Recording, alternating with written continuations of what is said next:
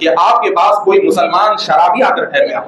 مسلمان شرابی آ کر ٹھہر گیا، تو آپ نے نہ اسے شراب پینے سے روکا اور نہ آپ نے شراب کے معاملے میں اسے کوئی نصیحت نہیں کی، صرف آپ دل میں یہ خیال کر لیے کہ کتنا برا آدمی ہے بھائی شراب پی رہا ہے، تو بغیر سامنے والے کی اصلاح کی کوشش کے صرف دل میں برائی کا خیال کر لینا، دل میں صرف حرام سے نفرت کر لینا، یہ کمزور ایمان کی علامت ہے،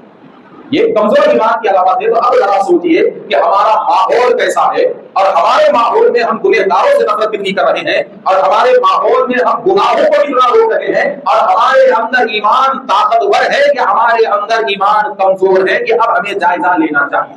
ہمیں جائزہ لینا چاہیے۔ یقیناً ہمارا ایمان طاقتور نہیں ہے،